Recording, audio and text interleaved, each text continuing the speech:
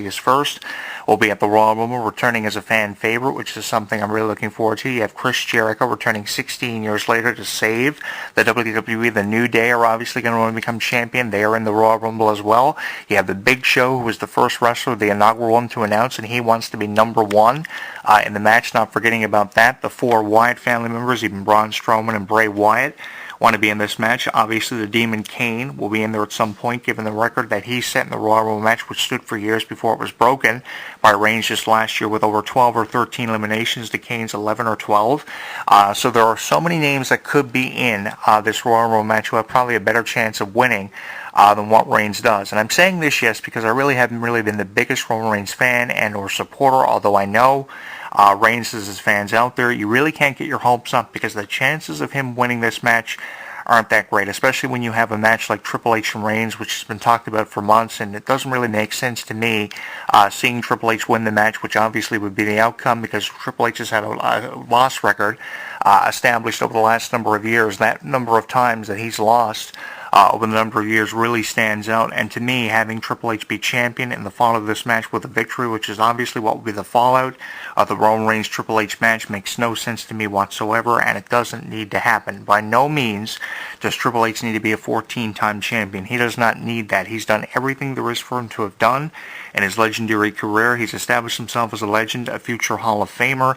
Obviously, we know he's going into the Hall of Fame, but he doesn't need to go into the Hall of Fame coming within 2 title reigns of tying the record of Nature Boy Ric Flair, which so many people have come so close to either tying or breaking over the last number of years. Randy Orton, John Cena, just to name a few. Obviously, Triple H wants to be considered as one of the few wrestlers who have come close to either tying or breaking the record of Ric Flair. And let me say this is a record that should stand and not be broken by John Cena, not be broken by Randy Orton or Triple H. This is something that really needs to stand, so I really think Triple H does not need those 14 titles in there, which obviously he would get to with the victory over champion Roman Reigns off the pedigree or submission, and obviously what would be a no-holds-barred match, which we pretty much know is what's going to be the fallout of everything that's happened. Roman Reigns punching Vince in the face, coming within inches of powerbombing Stephanie, putting his hands on the McMahons week after week, most recently on the first Raw of 2016. Of course, he went over the line. He put his hands on Stephanie. He put his hands on Vince.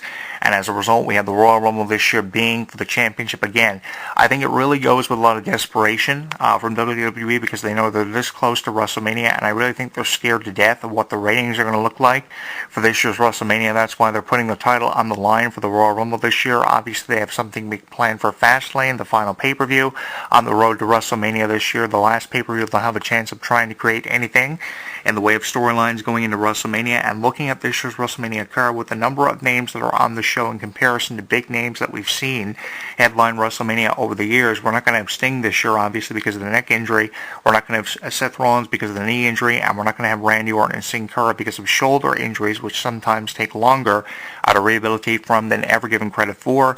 So many wrestlers are out. So many wrestlers either that or have time off. So I think that we really need something big this year for WrestleMania to really please fans and to make them excited for WrestleMania. And obviously, they're getting worried because they have so many wrestlers on the deal. Most recently, Sin Cara blows out his shoulder, and I thought the Lucha Dragons were pretty much contenders for those titles as early as Fastlane or WrestleMania against the New Day, either them or the Dudley Boys. And obviously now, the Dudley Boys, given the injury to Sin Cara, are going to be the contenders to come up over the Lucha Dragons to face the New Day this year. So there are a lot of injuries, and obviously that's why we're seeing such things happen, like the Royal Rumble being for the championship, probably a tournament to determine the champion, the number one contender, obviously, for this year's WrestleMania, which we haven't seen in a long time. I think the last time we had a tournament to determine the number one contender, either that or an Elimination Chamber match, was years ago, so that's going to be really fun to see too. And it's also going to be really fun to see if we do crown a new champion in the Royal Rumble. So I think that if there ever was a time to be a fan of professional wrestling, that time is now. Am I a fan of this happening for the first time in over 24 years? I really don't know how I feel about that because I think it was a long time since we saw that. I think, trying to reintroduce this concept to fans of this new generation may be a little bit far out there because, who remembers at about 6 or 7 years old, who can remember watching a match, unlike myself, in 1992 that was actually for the championship that featured over 30 wrestlers. They had a battle royal a number of years ago in 2005 on Raw where Triple H had to defend the championship and was actually victorious because of the outcome of the match, and it had something to do with Chris Benoit and Triple H. It came down to those two and someone else, and that set up for something like the New Year's Revolution pay-per-view in 2005, 2006. We haven't seen this done much over the years, but trying to recreate this inadequate concept in this new generation of wrestling fans, it's not like we still have the same wrestling fans from 30 or 40 years ago, which outnumber the number of new generation fans. So nobody remembers that from 1992, so it may be a little bit out there, them trying to do this, with this only having happened once in history, and a winner like Ric Flair. I mean, you're not going to produce a winner of the Royal Rumble like Ric Flair ever again. You're not going to produce the Ric Flairs, the Hulk Hogans, the Stings anymore. Those wrestlers are forgotten about. Their legacies have been established for years, so you're not going to be able to do that. So it may be a little bit out there. So I don't really know if I'm a fan of this whole idea being put behind how the Royal Rumble this year is for the championship rather than deeming the number one contender this year for WrestleMania. I mean, every year since 1993, the Royal Rumble has been used just to name a number one contender to headline WrestleMania and really set things in motion for the WrestleMania main event. So having this happen for the first time in over 24 years, I really don't know about this. I'm kind of conspicuous. I'm kind of really skeptical. Some of the words I can affiliate with this announcement as of the first Raw of 2016 about Reigns defending the title. There's a lot of pressure that goes with it because he's the one that everybody is focusing on.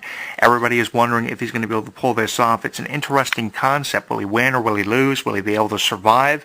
And I think a better way of describing this is, will he be able to survive rather than win? Because his chances of doing it seem to be second to none. And with me being never a fan of Roman Reigns, I can't really say I'm a fan of the idea of him winning. Now, the only chance he really has of winning this match is, in fact, if they pretty much set in stone that Roman Reigns will face Triple H for the title, and or that, or The Rock tweeting at the first of the year that he's going to WrestleMania and returning to the ring. Now, he said in a tweet that he's returning to the ring. Now, a lot of people think it's going to be against someone like Brock Lesnar or someone outside of what's happening with Roman Reigns, and that's preferably what I'd like to see for The Rock and kind of keep him away from Roman Reigns. But obviously, he's going to WrestleMania in support of Roman Reigns, regardless if he's returning to the ring or not, and that's pretty much the only chance that Reigns has. Either that or this match between himself and Triple H is set in stone to be for the championship, and that doesn't make sense to me at all, having Triple H being both COO and champion. He does not need that 14th title reign to get in there. I mean, 13 is sufficient enough for Triple H in wrestling once a year at WrestleMania. Also, the fact he wrestles once a year at WrestleMania, he does not need the match to be for the championship. Now, last year, you could have teased Triple H going to the main event of WrestleMania against Randy Orton and Batista with all three Evolution members in there, because you could get away with that because you had Triple H lose the match, the very first match at WrestleMania against Daniel Bryan, giving Daniel Bryan time to rest. So it made more sense to kind of tease that he would be champion, but putting it out there that we could be looking at Triple H as champion in the fallout of WrestleMania, I really don't know. It makes sense to have Reigns versus Triple H putting his hands on the McMahons ever since last year, but even more so a straight-up fight, I think, is what we're looking at for Reigns and Triple H, because there's way too much pressure right now on the shoulders of Reigns to perform and really put himself out there, and with how many fans we have of other wrestlers out there besides Reigns, I think the chances of winning this match pretty much are second to none. I could be right, I could be wrong. It goes both ways, kind of works both ways, but I don't think the pendulum of momentum is swinging in favor of Reigns enough to win this match. And I think that a lot of people feel the same way I do about the Royal Rumble this year being for the championship. I was like, how much more ridiculous can professional wrestling get? That's one of the first things that popped into my mind. I thought back on 1992, how Ric Flair won the match the way he did, coming in at number 7 or 8. I may be a little bit off on Ric Flair's entry number. I can't really remember that far back, but I do remember watching the match very vivid in my mind, and I thought the match was great.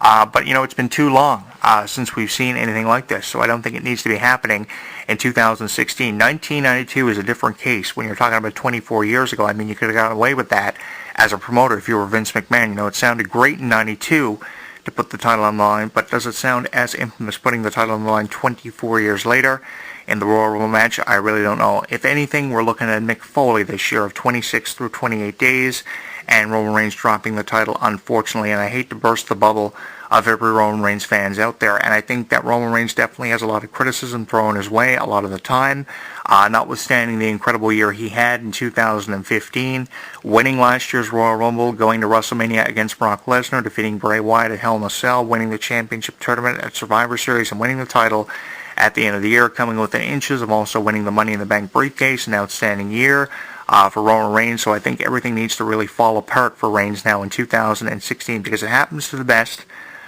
in professional wrestling. But how much longer can Reigns go without withstanding an injury himself and being overworked? And it has a lot to do with being overworked, and unquestionably in 2015 Roman Reigns was definitely overworked because of the number of injuries that we saw, and there was a lot of pressure put on his shoulders. He was able to handle it, but will he be able to do it in 2016? That remains to be seen, and I think we're at a point now in the road for Reigns' success where everything needs to fall apart and the truck needs to stop, the train needs to go off the tracks for Reigns. And if it's supposed to be about creating a star of tomorrow, the Royal Rumble match has always presented the perfect opportunity for someone to be a breakout star like a Sheamus or even a Bo Dallas. When you talk about diversity in professional wrestling, we've never seen as much diversity. If there ever was a time that was presented to create a star of tomorrow and the future, it obviously is with the Royal Rumble match. So why pass that opportunity up and have Roman Reigns win back-to-back Royal Rumbles, joining the club of Stone Cold Steve Austin, Shawn Michaels, John Cena?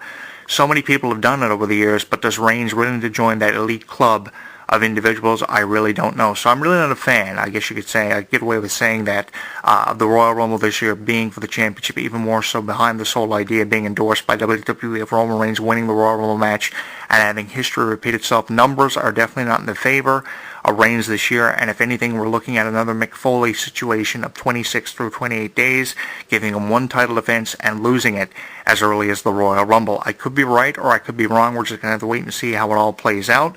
I'm your host, Jonathan Clark, and I will check in with you again next week. Like what you hear? Tell us on Facebook, Twitter, and YouTube.